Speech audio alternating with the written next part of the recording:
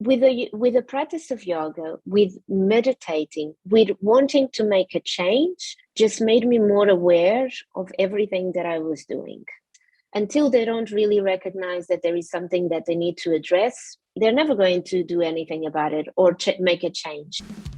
It's the Health in the Real World podcast. It's time to start the show with Chris Janke as your host. Here to give you everything that you need when it comes to fitness strategies. We keep it simple and easy. It's your roadmap to get healthy. You don't need equipment and you don't need a gym. Just the right strategies to get you fit and trim. Hi, listen, if you had enough of being stuck in the binging trap, then this is for you. I have created a masterclass where I show the 5 shifts that women do to create a life completely free from binging forever. Go to beyondbinging.co.uk and learn the 5 shifts that you have to make in your life so you can be completely free for the rest of your life. Hello and welcome to Health in the Real World. I'm Chris Janke and I'm joined today with Benedita Sousa. Benedita, how are you doing today? I'm very good. Hi. Thank you so much for having me in your podcast. It's such a pleasure to be here. You're welcome. You're welcome. Thank you for you're coming. I'm in San Jose, California. You're in the UK right now. That's give right. us Yeah. a little bit of a background about you. You started a yoga studio a few years ago. Little background about who you are and who you help. Yeah, so I'm originally from Portugal and I came to the UK when I was 23 because I felt like Portugal was a bit claustrophobic. So I came to the UK and, did my usual thing like most immigrants do. You have to learn the language, you have to start somewhere. And then after a few years of growing in the corporate ladder, I reached a point where I thought, that's it. I think I need to do something else. Also, what catapulted my move from the corporate ladder was because I suffered a huge depression and I had a few suicide attempts. And I used my yoga practice, meditation, bringing myself to myself kind of thing to overcome all of that. So with being fed up of my corporate career, having had almost a year completely out of working into struggling with my depression and wanting to disappear from this world, and using yoga, meditation and all of those things to help me overcome that, I thought, well, then I want to use this as a way to help other people. I just felt like I had no idea what to do, how I was going to go about it. I just knew if I came out on the other side and I'm still alive and I'm going back to work and I'm rebuilding my life when I thought I was going to disappear forever. If I am rebuilding my life and yoga has helped me with that, meditation and so on, then other people should know about this. So then I joined a teacher training program. Then I started doing my own classes whilst I was still working and so on. And then with the time, I just thought, that's it. Now I'm ready to have teach full time, have my own yoga studio, and really put more of my myself, my effort, my everything into this passion and into helping others. And that's what I've done. So I opened my yoga studio 4 years ago, and even though I always knew that I wanted to help people with, whatever challenges they have in life, whether that's depression or maybe feeling a bit sad or feeling a bit like, I obviously attracted to in terms of students and also for our teacher trainings for the students that wanted to become teachers, attracted a lot of people that also struggled with depression, anxiety, binge eating, putting themselves down, panic attacks, all of these kind of things. So then after 4 years of helping people like this, helping my students, helping my teachers overcome all these challenges, I decided I need to take this and put it accessible to other people that are not just in the studio, that come to my classes or come to other teachers' classes, because I had quite a big team already, or I have a big team. And I need to put that accessible to other people that maybe are not doing yoga, but they want to start, and it doesn't really matter how we get there, as long as they can feel better and be in a place where they are emotionally balanced, or not have any problems with binge eating or alcohol or drugs, because I went from binge eating to binging in drugs. So you go from one to the other, and this so you is what kind of I went, those are almost like symptoms of something deeper, right? And yeah. yoga sort of helped you out of that. What do you think it is about yoga that's really so powerful, or what was it about yoga that really helped you kind of overcome the binge eating and then the drugs and everything that was manifesting?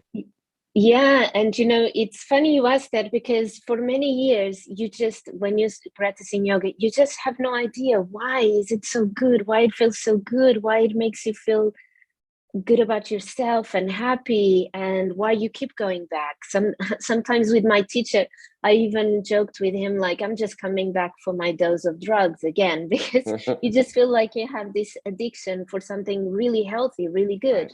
But now, a few years, I've been practicing now for 10, been teaching for 7, run my yoga studio for 4. So now I understand that actually it's the fact that it's you. You get in your mat, okay, you have a teacher teaching you, or you're following a YouTube channel, it doesn't matter. But there's a certain part in your yoga practice that it's you with yourself, your breath, your body, your muscles, or your muffin tops, or your fat legs, or your slim legs. It doesn't matter what it is. It's you with you. And that just creates such a deep connection that suddenly we just sparks this shine, this magic, like, I'm here with me and I am enjoying. And the problem with all of these, the binge eating, the drugs, the going out with the wrong people, and failed relationships, it's because somehow we don't handle how to be with us anymore. And I find that with yoga, we get to that point after a practice that you're there with yourself, feeling your body, feeling your muscles, feeling your breath, the sweat dripping down your face, and you're loving it. And suddenly you start to fall in love with yourself. Right. And then suddenly you're not looking anymore for some guy around the corner to give you love, or for a one night stand to give you love, or for the pack of crisps to give you love, or for the pack of biscuits, to eat a whole pack of biscuits to give you love. Suddenly you find love within, and you find love just being, doing nothing, just breathing. And that for me is just magic. It's like, I just want everyone to experience. It's the best drug in the world. So, yeah. Wow. That's very interesting. And it's interesting that you said to your yoga teacher that you're coming back for your drug, your hit. And obviously it's different, right? Because, like one of the characteristics of like an actual drug is that you always feel like you can never get enough of it. But, like you said, when you fall in love with yourself after, let's say, a yoga class and you're going inside, you don't feel like, oh, I need more yoga, right? There's not this longing, this desire. It's like, I'm good. Like I'm here with myself. And that was just such a great way of putting it. Like, it's like you're falling in love with yourself. Yeah. And, you kind of, for me, yoga is kind of a lifelong time practice, but not so much just the yoga poses, because at some point the yoga poses is not what gives me the fulfilling. It's other practices of yoga. And you keep going back to it because I really, we are energy bodies. I think it's more than proved. Science has proved we are energy bodies, and we kind of need to keep this energy growing inside of us. We need to fill up our cup. And I find that whatever yoga practice people do, whether that's pranayama, breathing exercises, or that's meditation, or that's moving the body, or that's just reflection, self-inquiry, whatever it is, the practice, you're filling up your cup. And, life is constantly taking away from us, isn't it? Now it's the news, it's what's happening on the other side of the world, is the neighbors, is, I don't know, the children, life is constantly taking out from us. So if we don't have a way to fill up, to restore the energies, we're just going to be depleted. And then, of course, we're going to fall very easily into the grabbing a glass of wine to relax, going and binging on food or Netflix to relax, to disconnect. Of course, it's going to be so much easier to reach out for those things. Right. Absolutely. So what was it? You said you were having suicidal thoughts. You were down. What was there like a little voice in your head that just said, no, there's something better. You need to try this. Or like, what was that process about turning the ship around? Oh my God, I remember so clearly. And I'm not religious. I don't believe like in God as an external person, but I believe that something out there somehow protects me or looks after me. Even I remember when I first came to the UK, I was only 23 years old. I've never had lived my country, never took a flight anywhere. So I go from Portugal, small town outside of the capital, Lisbon, to then suddenly be in London, which is huge, different cultures, people, different, backgrounds, which for me was like all new. And I remember sometimes with work, I would leave work quite late, midnight, and I would be walking down the street, areas in East London which were not very nice and so on. And I always felt like I had some protection around me because I never really had any serious problem or, like things happening to me, getting robbed or things like that. So, and then what happened was, so I've tried everything. I went to the GP. The GP said, I don't know what else to do to you. I'll give you some sleeping pills. I'll give you some, I don't know what I can do with you. I would go to psychiatrists. They're like, I can't put you in a psychiatrist hospital because you're not that bad, but I don't know what to do with you. They would send me to CBT courses. They would send me to counseling, but nothing would work. And then I had those moments where I tried to kill myself and it didn't happen. And I was like, shit, okay, now I laugh about it. But of course, back in the day, it was not a laughing matter. But I was like, okay, why can't I even do this? You just go through those things like, can't even disappear? You're like, nothing is working in my life. I lost my job. I don't have my family with me. I'm completely alone. And plus I can't disappear. I want to disappear and I can't. And then one day I was walking down the street. I think I was coming back from one of those situations where I was begging people to help me. And I just had this moment of clarity. And suddenly this thought of, okay, no one can help you. If no one can help you, you're going to have to figure out a way because you just cannot live like this. And this clarity of moment just shifted everything. And honestly, I have no idea how this came about.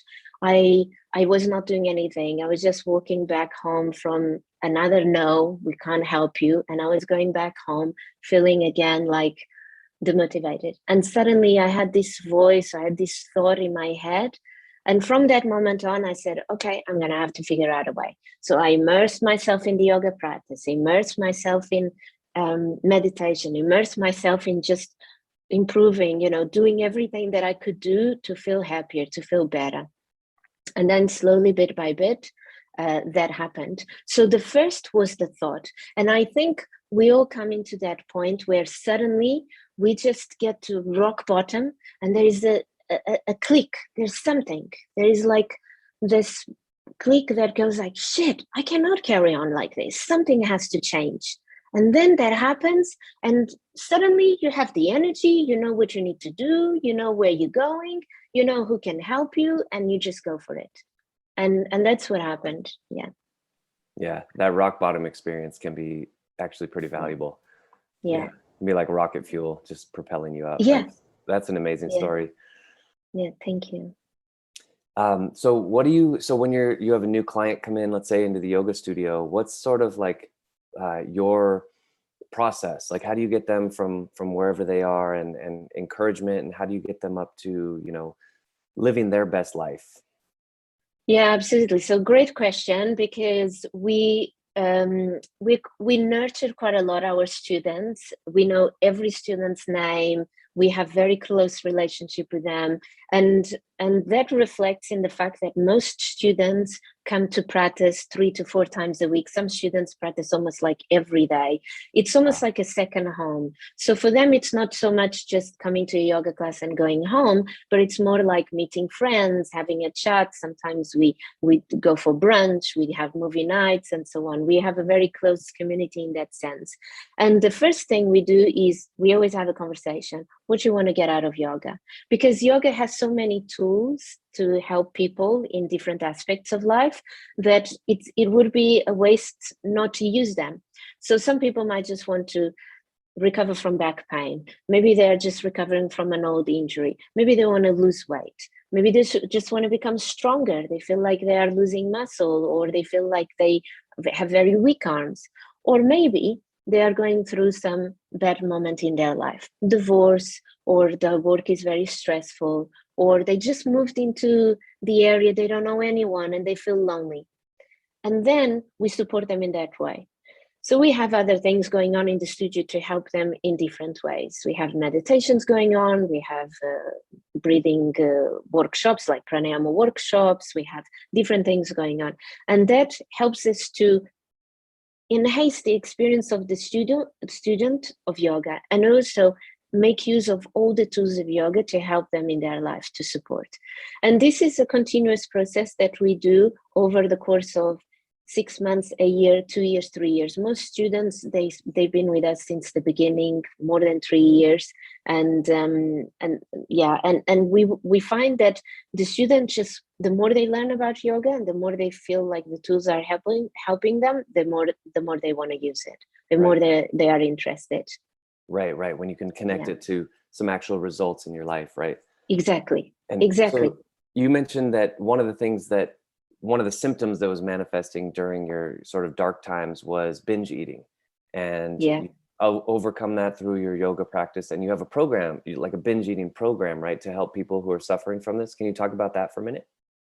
Yeah, absolutely. So I kind of overcame my depression. I went back into my feet, went back to work, but I was still struggling with a lot of things. Sometimes at work, I would have some situations with colleagues that were not very nice. So I had to work on it. And I was still, struggling with some parts of my life.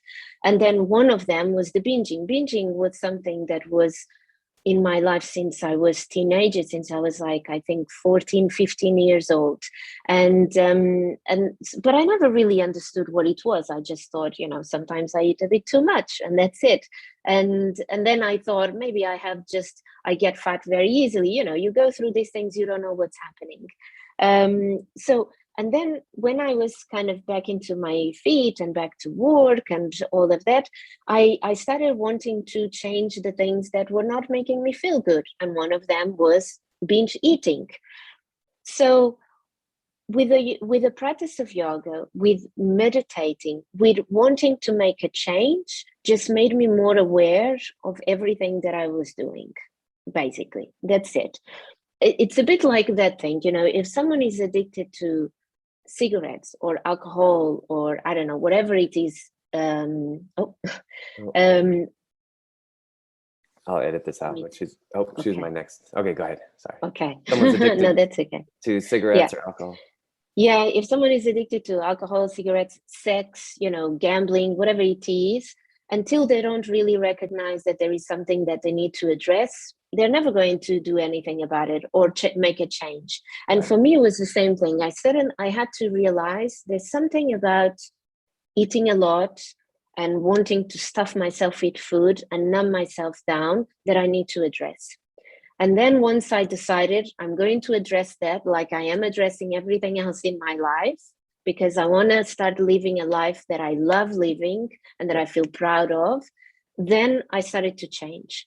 And that was why I created a program, because it's not complicated. It's not rocket science. I don't have any special degree. I'm not a master this or master that. I'm just a normal person like everyone else that goes through life, goes through challenges. And the only thing is that I overcame them. And that's why now I want to share them. It's not rocket science. Everyone can do it. But the main thing is recognize, okay, I have to do something about it. Do you want to do something about it? Yes, I do. Okay. If you want, if you're fully committed, then you can do it. And yeah, so that's the Beyond Binging program that I have online to help women break free from the binging cycle and come out. Nice. Beyond Binging. That sounds great.